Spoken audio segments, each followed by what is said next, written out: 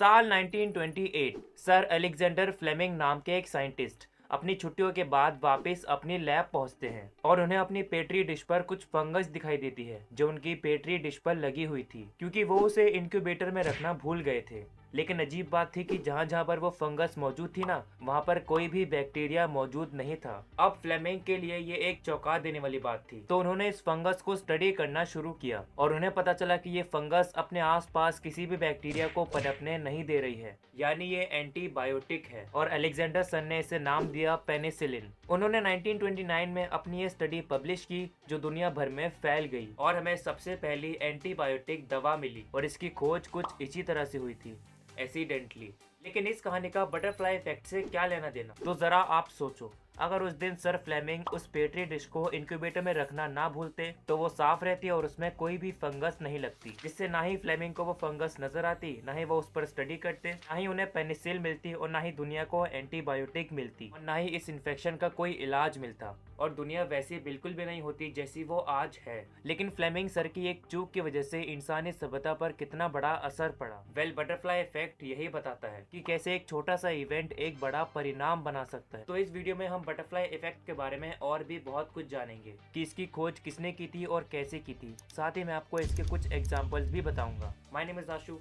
And let's get started.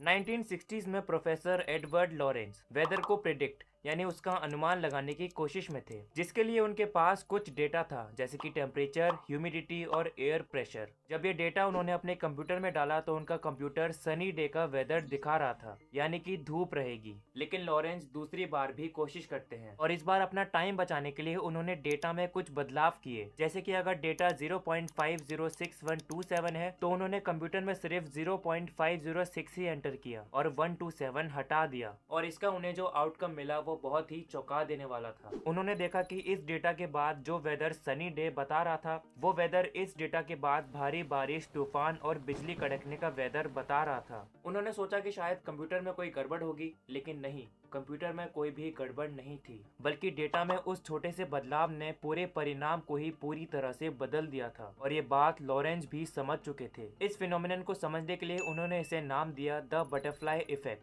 जैसे एक तितली के पंख फड़फड़ाने की वजह से एक भारी तूफान आ सकता है। अब आपको ये सब लोकी सीरीज जैसा भी लगेगा कि कैसे एंड गेम में लोकी एक पोर्टल से भाग जाता है जिससे पूरे मल्टीवर्स में तहलका मच जाता है। अब मल्टीवर्स का तो पता नहीं, लेकिन बटरफ्लाई इफेक्ट को लेकर यहाँ पर एक पूरी साइंटिफिक और मैथमेटिकल थ्योरी है जिसका नाम है द केओस थ्योरी। मैथमेटिक्स में केओस का मतलब है कि जो सिस्टम किसी बदलाव के लिए एक्सट्रीमली सेंसिटिव है। जैसे कि आप एक कॉइन को फ्लिप करोगे तो हेड आएगा या फिर टेल, ये तो बिल्कुल रैंडम होगा ना कि हेड या टेल कुछ भी आ सकता है। लेकिन थ्योरी में अगर हमारे पास कुछ जानकारी है, जैसे कि कॉइन का वजन, मोमेंटम, हवा का बहाव, एयर रेजिस्टेंस, इस सब डेटा को कैलकुलेट करके हम शायद कॉइन का परिणाम बता सकते हैं कि हेड आएगा या फिर टेल। अभी सुनने में तो आसान है लेकिन करने में नहीं। मैंने आपको वो तितली वाला एग्जांपल बताया था ना कि कैसे तितली के पंख फड़फड़ाने से एक भारी तूफान आ सकता है। वेल, दुनिया में तो अरबों खरबों तितलियां हैं। अगर ऐसा होता तो हम सभी अभी आसमान में उड़ रहे होते। अब जैसा ये सुनने में अजीब लगता है, वैसा ही वो कॉइन वाला एग्जाम्पल सुनने में अजीब लगता है। इसलिए वेदर साइंटिस्ट भी मौसम का एक अनुमान ही लगा पाते हैं, क्योंकि नेचर भी केओटिक है, जिसमें एक छोटा सा बदलाव एक बड़ा परिणाम दे सकता है, जिन्हें हम शॉर्ट टर्म में तो प्रिडिक्ट कर सकते हैं, लेकिन उसे लॉन्ग टर्म में प्रिडिक्ट करना और भी मुश्किल हो जाता है। इसके और भी कई एग्जाम्पल हैं, जैसे कि pendulum, billiard balls, fluid flows और जुपिटर का ग्रेट रेड स्पॉट।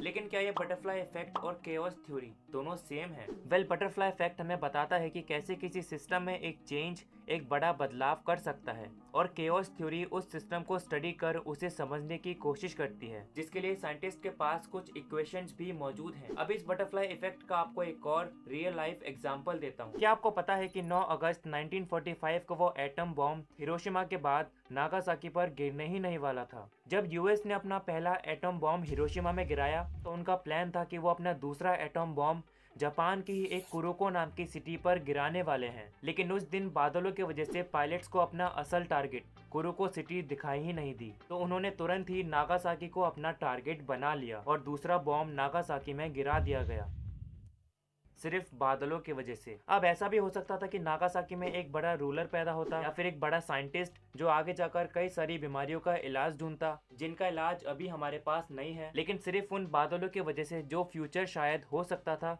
वो कभी हो ही नहीं पाया। अब ऐसे ही कई सारे एग्जाम्पल आपको अपनी असल जिंदगी में देखने को मिलेंगे, जैसे कि उस पार्टी में ज्यादा खाना खा लेना और दवाइयों का खर्चा बढ़ना, जिससे 2 दिन बाद दूसरी पार्टी में ना जा पाना, और उस दूसरी पार्टी से जो बदलाव आपकी जिंदगी में होने वाले थे वो कभी हो ही नहीं पाएंगे, जिससे आपके फ्यूचर पर असर पड़ेगा। साइंटिस्ट का कहना है कि लॉरेंस की ये थ्योरी कहीं ना कहीं न्यूटन के लॉस को चैलेंज करती है। सर आइजैक न्यूटन का कहना था कि नेचर एक प्रोबेबिलिस्टिक मैकेनिकल सिस्टम है जहां होने वाले किसी भी इवेंट को प्रिडिक्ट नहीं किया जा सकता, वो भी सर्टेनिटी के साथ तो बिल्कुल भी नहीं, बल्कि इसे प्रोबेबिलिटी के अनुमान से समझा जा सकता है, लेकिन उसमें भी कुछ एरर्स की संभावना होगी। और लॉरेंस सर की केओटिक थ्योरी बताती है कि यूनिवर्स में कॉज एंड इफेक्ट का कनेक्शन है, जैसे कि अगर पॉइंट ए पर कुछ हुआ तो उसका परिणाम पॉइंट बी पर भी देखने को मिलेगा, लेकिन उसके इफेक्ट भी हमेशा क्लियर नहीं होंगे। और मैं बता दूं कि ये दोनों ही थ्योरीज बिल्कुल सही है। न्यूटन के लॉज हमें मास, एक्सेलरेशन, ग्रेविटी, स्पीड, नेचर, इन सबको समझने में मदद करता है, और केओटिक थ्योरी बताती है कि कैसे एक सिस्टम में अनसर्टेनिटी होती है।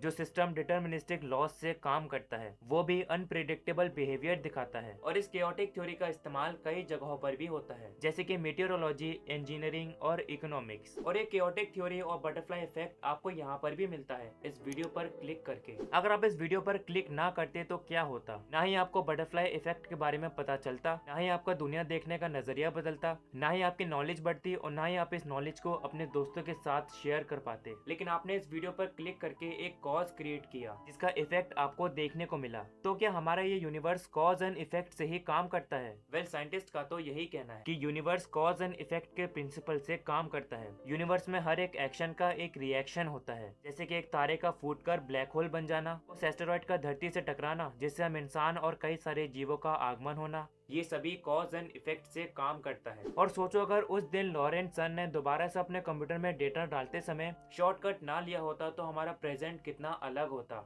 B scientific, be curious and thanks for watching.